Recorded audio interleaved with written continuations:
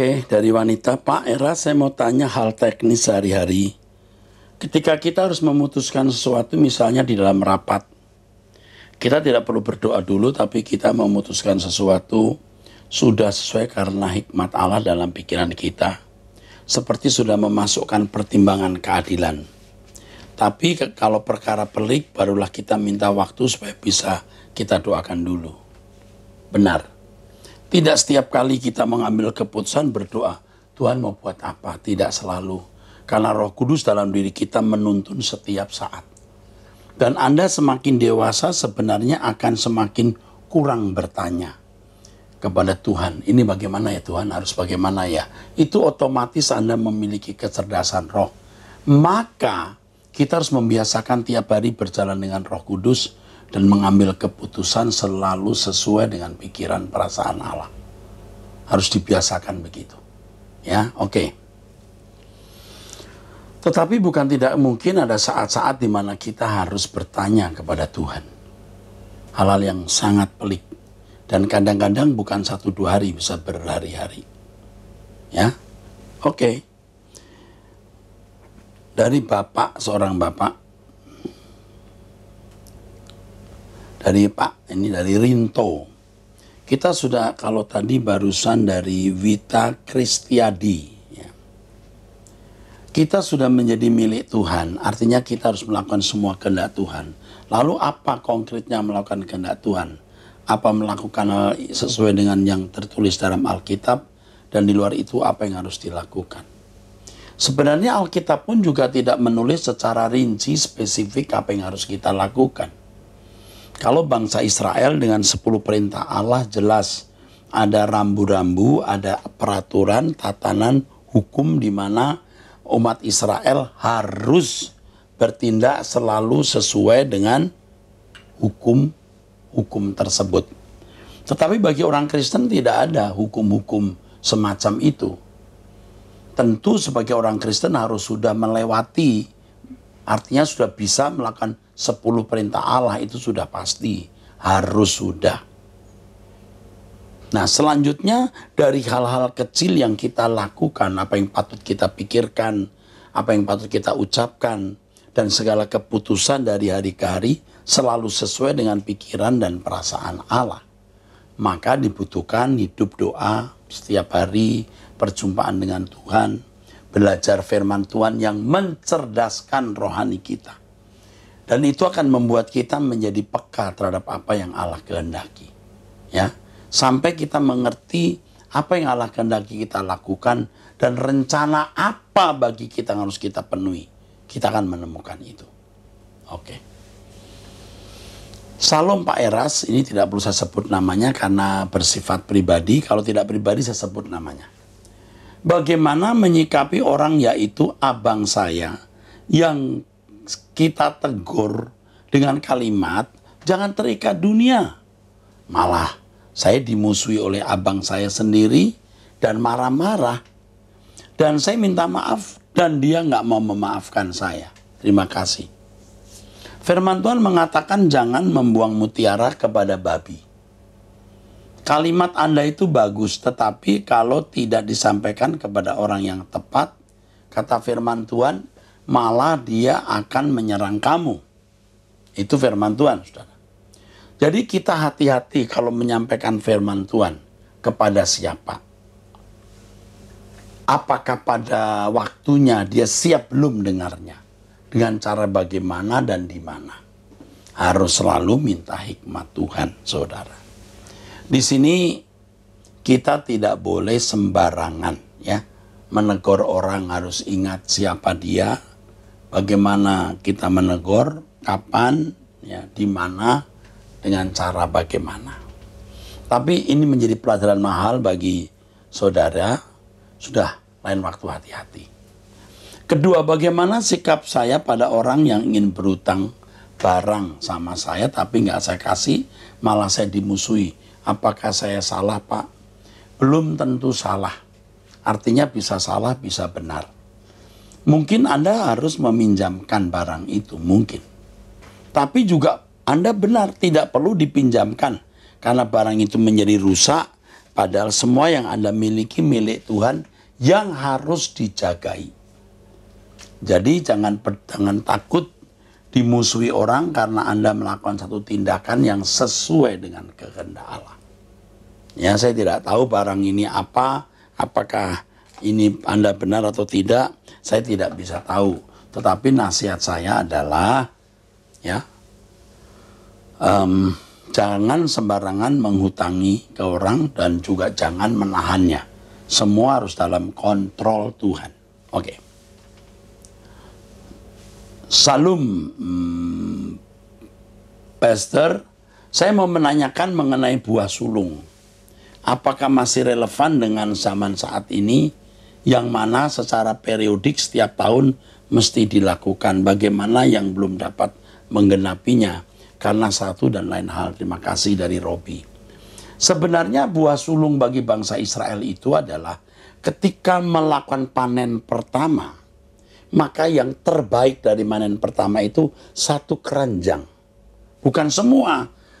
Dari misalnya 100 kilo, ada 1 kilo yang terbaik. Ini yang dipersembahkan, itu buah sulung. Tidak sama dengan 12 gaji. Gaji pertama bulan Januari diberikan di gereja. Bukan demikian. Dan terus terang saya juga bingung rumusan apa yang digunakan oleh orang-orang itu dalam mengaplikasikan buah sulung. Tapi jawaban saya ini saya kira sudah cukup bisa dimengerti. Ya, oke. Salam Pak Eras, sempurna seperti Bapak, persisnya bagaimana Pak? Ya, dari Rumondang Toruan. Sempurna seperti Bapak artinya berkarakter seperti Bapak. Semua yang kita pikirkan, yang kita renungkan, tidak bertentangan dengan pikiran perasaan Allah. Dan semua keputusan kita dari kehendak dan pilihan kita selalu sesuai dengan kehendak Allah. Itu sempurna seperti Bapa.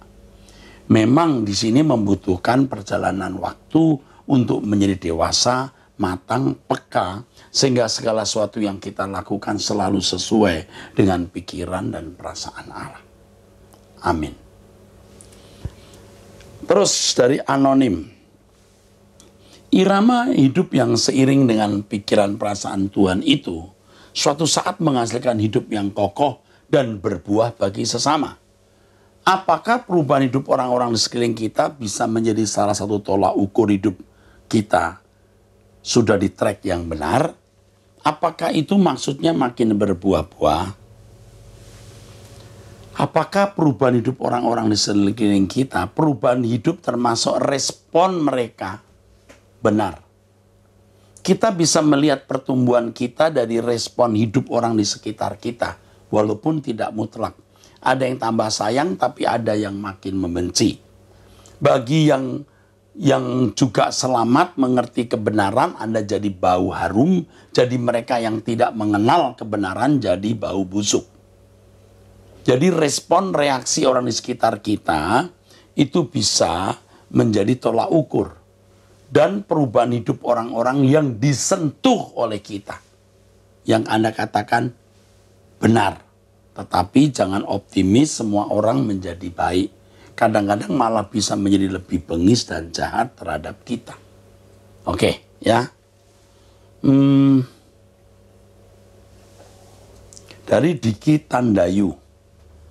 Pak, bagaimana manusia yang berkodrat ilahi jika kita masih berjuang melawan kodrat dosa? Kadang merasa mustahil, padahal kita harus sempurna seperti Bapa di surga. Bagaimana mencapai manusia yang berkodrat ilahi? Oke, jika kita masih berjuang melawan kodrat dosa. Jadi, sementara kita belajar firman Tuhan yang benar, hidup di dalam doa setiap hari, memperhatikan setiap peristiwa yang terjadi dalam hidup kita, dan kemudian kita berkomitmen untuk sempurna seperti Bapa, Tuhan akan menggarap saudara. Ini luar biasa. Menjumpai Anda dalam doa pribadi, memberi hikmat pada waktu mendengar khotbah atau membaca Alkitab, dan Tuhan akan bekerja melalui peristiwa-peristiwa hidup di sekitar kita untuk mengubah kita. Ya, supaya sempurna seperti Bapa. Dan itu merupakan pengalaman pribadi. Tidak ada yang mustahil bagi Allah. Ketika Yesus berkata tidak ada yang mustahil bagi Allah, konteksnya adalah orang yang mau memiliki hidup yang kekal, standar Tuhan. Dengan kalimat lain, orang yang mau sempurna seperti Bapa, sama. Bagi manusia mustahil, bagi Allah tidak ada yang mustahil. Sayo, semangat, giat, kamu bisa. Oke. Salam Pak Eras, pelunasan hutang dimaksud hanya dapat dilakukan segenap hidup sampai menutup mata. Perjuangan ini saya merasakan sangat berat karena seringkali jatuh. Tapi saya tetap ingin semangat dan berjuang sampai akhir hidup saya. Puji Tuhan. Cayo, ya, dari seorang, ini wanita nih ya. Kamu bisa, ya. Membayar hutang artinya tidak lagi hidup menurut daging, tapi hidup menurut roh, itu membayar hutang. Lakukan itu sampai Tuhan datang kembali, atau sampai kita meninggal. Dari nama gereja ini, GKKKI New Yerusalem Solo. Saat saya menyampaikan tentang LB3 dan hidup suci, banyak orang mencela dan menghujat saya pribadi. Apakah saya sudah melunasi hutang? Anda sedang melunasi hutang. Kalau sampai Anda menyampaikan suara kebenaran lalu dihujat, itu justru tanda Anda di track yang benar dan Anda sedang melunasi hutang. Teruskan perjuanganmu. Amin.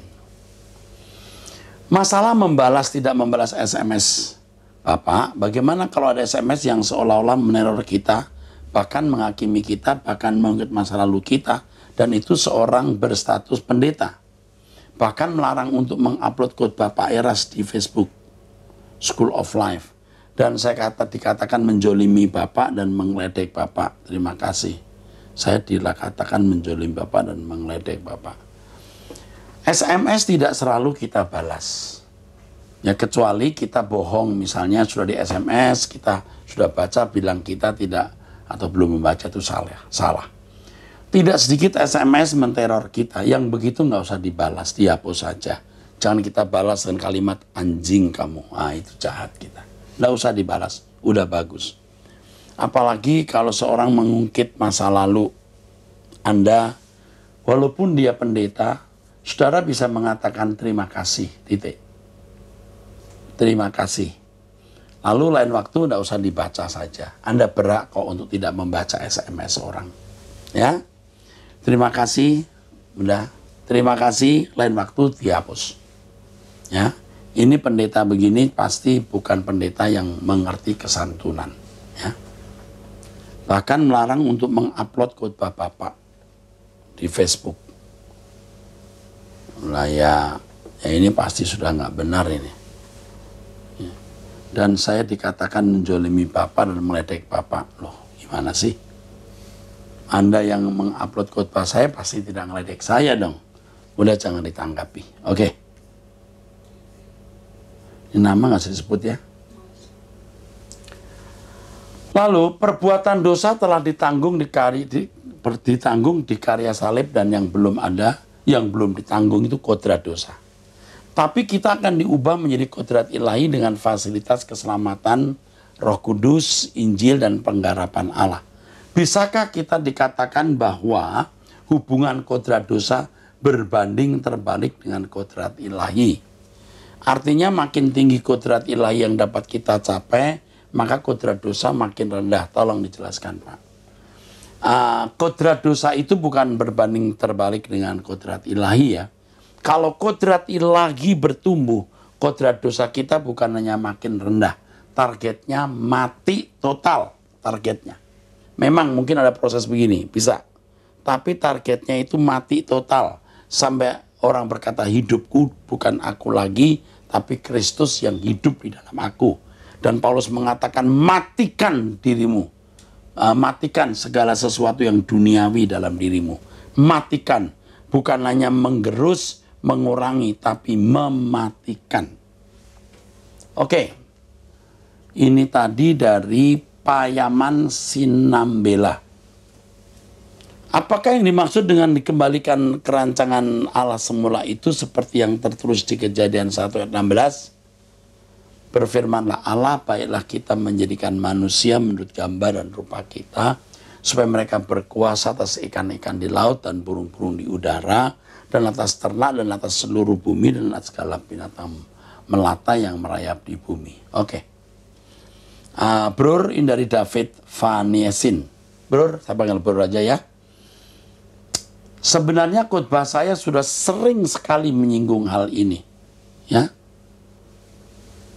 Rancangan Allah semula itu, manusia itu menjadi makhluk yang bisa mengerti pikiran perasaan Allah, dan segala sesuatu yang dilakukan selalu sesuai dengan kehendak Allah. Maka manusia bukan hanya dilengkapi dengan komponen seperti pikiran perasaan yang bisa membuahkan perbuatan atau kehendak yang selalu sesuai dengan keinginan Allah, tetapi manusia dilengkapi Tuhan juga dengan kemampuan potensi untuk serupa, yaitu demuth dalam bahasa Ibrani. Selem itu pikiran perasaan yang bisa melahirkan kehendak, demuth itu kualitas dari gambar yang ada dalam diri kita, gambar Allah. Jadi menjadi perjuangan kita setelah jadi Kristen untuk serupa dengan Allah. Bukannya segambar, tapi juga serupa dengan Allah. Mampu memiliki pikiran perasaan Tuhan. Segala sesuatu yang kita lakukan selalu sesuai dengan pikiran dan perasaan Allah. Ya, puji Tuhan. Ini dari David Vaniesin. Melunasi hutang yaitu dengan mengenakan kodrat ilahi dan hidup suci. Di tengah dunia yang semakin gelap, kok semakin susah untuk melunasi hutang? Nah, kalau Anda berkata begini berarti Anda benar. Anda orang yang sudah berjuang dan tahu rasanya berat, pahitnya melunasi hutang atau hidup menurut roh itu. Apakah langkah-langkah praktis supaya bisa melunasi dengan progresif? Ya, ini sudah sering saya katakan, mendengar firman, punya jam doa, ya. Hindari orang-orang yang persahabatan, orang-orang yang bisa mendistrak roh saudara, ya. Pasti perhatikan setiap kejadian yang terjadi, karena di dalamnya pasti memuat hikmat dan kebenaran yang Tuhan mau berikan. Itu demi langkah praktisnya. Mendengar firman, doa tiap hari. Kita harus menjauhi pergaulan yang buruk, tontonan-tontonan yang tidak perlu dibuang. Lalu memperhatikan setiap kejadian yang melalui kejadian-kejadian itu Tuhan berbicara kepada kita. Puji Tuhan ya. Selamat Pak, saya sebut namanya ya. Dari Banjarmasin, member ABC ya. Tanya Pak, bagaimana kita bisa mengenali suara Tuhan yang pasti? Seperti kita mengenali suara orang tua kita. Bagaimana cara kita mendidik anak-anak agar mengarahkan hidup mereka kepada Tuhan? Pertanyaan yang kedua ini sudah saya jawab di episode sebelumnya, ya. Yang pada intinya bagaimana kita mengasihi, maksud saya, bagaimana kita mengasihi Tuhan dan memberi teladan hidup sebagai orang yang takut akan Allah, mengasihi Allah, hidup suci. Dan itu bisa menjadi pelajaran rohani bagi anak-anak kita. Dorong anak-anak untuk pergi ke sekolah minggu, untuk datang kebaktian kalau perlu kita dampingi. Dan setiap kali berkumpul dengan anak-anak, dengan istri, jangan bicarakan yang tidak mendatangkan faedah, tapi bicarakan firman Tuhan. Ya, itu mendidik anak-anak. Lalu mengenali suara Tuhan, ini bukan sederhana, tapi pasti bisa. Kalau kita belajar firman Tuhan terus, kalau bagi saudara pecinta suara kebenaran, lewat Truth ID, you pelajari itu. You mesti hidup dalam doa setiap hari. Jangan nonton film yang tidak patut ditonton, jangan dalam pergaulan buruk. Nanti otomatis Anda akan dengar suara Tuhan. Sering mendengar suara-suara kecil di hati saudara yang mengarahkan saudara harus berbuat apa dalam hidup ini. Ya, amin. Salam Pak, saya ibu 2 anak usia 38 tahun. Ini ibu-ibu usia 38 tahun, 2 anak. Apa yang harus saya lakukan terhadap suami saya yang menentang saya untuk mendengar firman yang Pak Era sampaikan? katanya Pak Era sesat. Dia bilang kupingnya panas kalau saya sering mendengar firman Pak Eras dan dia mendengar. Jadi saya kayak serba salah. Apalagi saya rutin mengikuti ibadah PA, ABC, Warrior untuk anak saya dan lain-lain. Dia sebenarnya baik, Pak. Tapi mungkin doktrin yang dia dengar selama ini, yang dia yakini, ya mungkin karena dengar ya itu. Itu begitu berbeda. Atau mendengar pendeta khutbah menuduh saya sesat itu ya. Saya ada sakit tumor dan saya kaget dia bilang, semenjak saya dengar firman itu saya sakit. Saya kaget Pak, memang benar waktu tahun lalu waktu saya berkomitmen hidup sungguh setelah saya mendengar dengan serius firman yang Bapak sampaikan, saya ingat setelah 10 harian saya diketahui punya tumor. Tapi saya bersyukur apa jadinya kalau saya tidak mendengar firman yang Bapak sampaikan. Saya pasti down. Saya percaya Tuhan itu baik, tapi suami saya berpikiran terbalik dengan saya. Pengajaran Bapak mengubah hidup saya dari dulu. Saya hidup dalam ketakutan karena dosa saya. Saya bisa mengampuni diri sendiri dan setiap waktu mencari Tuhan. Terima kasih. Ini juga namanya tidak perlu saya sebut. Tapi Ibu nanti waktu doa pagi, saya akan beri waktu juga untuk mendoakan orang sakit. Dan saya yakin pasti ada kesembuhan. Ini sudah saatnya kita membuktikan Allah itu hidup. Bukan hanya mulut, kata-kata, doktrin, paparan, definisi-definisi. Harus membuktikan Allah yang kita sembah itu hidup. Ini saatnya. Jadi nanti Ibu saya doakan dan Ibu juga bisa doa sendiri. Minta mujizat kesembuhan. Saya ingin Ibu ini tetap setia ikut Tuhan ya. Tetap ikut saya, jangan takut saya bukan pengajaran sesat ya. Ibu yang suaminya mengatai saya sesat itu. Dan saya doakan sakitnya ya. Ya. Nanti saya doakan sakit Anda supaya sembuh dan tetap ikut saja di Truth ID ya Ibu ya. Oke. Oke, Pak Era, saya tinggal di negara yang cukup maju dan nyaman ya. Tingkat ekonomi dan sosialnya. Hampir semua yang tinggal di sini hidupnya di atas rata-rata. Uang lebih, fasilitas berlimpah dan lain-lain. Bagaimana caranya memindahkan orientasi hati mereka dari dunia ke langit baru, bumi baru atau LB3, Pak? Saya dapati sangat sulit untuk meyakinkan mereka tentang kekekalan. Karena hidup yang sangat nyaman sehingga Injil tidak bisa memenetrasi atau menembus jiwa mereka. Tidak ada sense of urgency untuk mengejar Tuhan. Thank you Pak, God bless. Dari School of the Heart, Roy. Begini Roy, kita tetap harus memberitakan ya kenyataan atau realitas kematian. You boleh makmur, you boleh mengalami banyak kesenangan di dunia, tapi you akan mati. Dan beyond the grave, there is a life. Dia ada sebuah kehidupan. Everlasting life. Itu yang disebut new earth and new heaven. Tawarkan itu. Kalau mereka berkata, wah masa bodoh. Nah itu Anda tidak salah. Tawarkan dulu. Dan beritahu setiap saat bisa ada perang. Setiap saat orang bisa mati. Setiap saat orang bisa kena wabah penyakit, kecelakaan dan lain-lain. Jadi mereka biar bukan hanya memiliki sense of urgency, tapi juga memiliki sense of crisis. Perasaan krisis. Mereka tidak memiliki perasaan krisis karena everything is okay, running well and smooth. Tetapi dunia tidak akan selalu begitu loh. Kasih ingat itu. Saya kasih ingat orang-orang yang sekarang ada di ruang ICU yang megap-megap. Dia boleh punya rumah seluas 3 hektar. Gedungnya bisa ribuan meter. Tapi kalau sudah tergeletak begitu mau apa? Punya perusahaan besar, punya uang banyak, kalau sudah tergeletak begitu mau apa? Nah, ingatkan itu, ingatkan. Oke. Sekarang ini ada pertanyaan lagi. Saat ini saya sudah membuka persekutuan suara kebenaran dan kami beribadah dengan khotbah-khotbah Bapak. Setelah berjalan beberapa waktu, beberapa anggota sudah tak beribadah lagi. Setelah beberapa waktu, beberapa anggota sudah tak beribadah lagi. Setelah saya bertanya, katanya gereja lokal mereka melarang ikut persekutuan kami ini.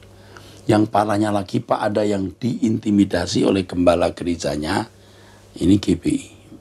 Akan diambil kembali tanah yang mereka tempati, yang notabene pemberian dari gembala tersebut. Memang Pak, setelah anggota ini ikut khotbah-khotbah Bapak, sudah tidak mau lagi masuk di gereja tersebut. Jadi anggota ini sekarang live streaming bersama GSKI Rehoboth Kelapa Gading. Menurut pendapat Bapak bagaimana? Saya hanya kasih saran untuk tidak keluar dari gereja tersebut. Sampai-sampai gembalanya menyinggung di mimbar tentang tanah yang diberikan itu. Sampai dia malu sekali dan tidak meneruskan ibadah sampai selesai. Maksudnya apa ini ya? Saat ini saya sudah membuka persekutuan suara kebenaran dan kami beribadah dengan khotbah-khotbah Bapak. Setelah berjalan beberapa waktu, beberapa anggota sudah tak beribadah lagi. Tidak ke gereja itu mungkin ya. Setelah saya bertanya, katanya gereja lokal mereka malah ikut persekutuan kami ini. Oh, tidak boleh ikut kebaktian di gereja yang baru ini, weh. Yang parahnya lagi Pak, ada yang diintimidasi oleh gembala gerejanya, akan diambil kembali tanah yang mereka tempati.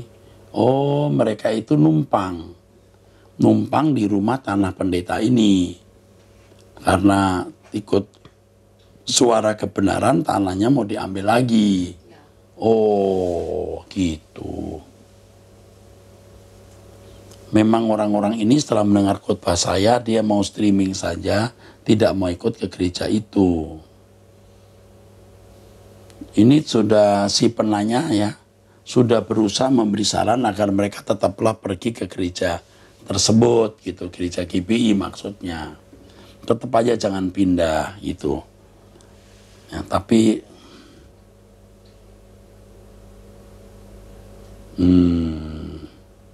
sampai-sampai gembalanya menyinggung di mimbar yang tanahnya yang diberikan itu, menyinggung dari mimbar terhadap peminjaman tanah tersebut. Dia malu lalu meninggalkan ibadah. Waduh, rumit banget ya. Saya nggak bisa menjelaskan ini masalah pribadi juga. Tolong nomor teleponnya dikirim supaya saya bisa membantu apa yang saya bisa lakukan. Kalau saya dikatai sesat ya enggak masalah ya. Jangan kita ikut-ikutan marah ya. Tentu saya harus memberitahu bahwa saya dari dulu juga di GBI, malah saya jadi rektor dan tidak ada orang yang mengatai saya sesat. Setelah membuat GSKI malah orang bilang saya sesat. Padahal tentu saya berpendidikan dan saya menjadi rektor dan saya juga menyekolahkan beberapa dosen menjadi doktor dan keseriusan saya untuk membangun pekerjaan Tuhan ya. Tetapi sekarang saya di GSKI, namun demikian tetap ya kita harus menjunjung tinggi hak-hak masing-masing kita. Ya. Jemaat yang tadinya di GBI tetaplah di GBI ya. Belajarlah firman melalui Truth ID misalnya, tapi masih berjemaat di situ. Itu juga bisa ya. Tetapi di atas semuanya minta petunjuk Tuhan deh. Nanti saya salah menjawabnya ya. Oke, saya kira cukup ya. Sampai ketemu di episode yang akan datang. Tuhan memberkati saudara.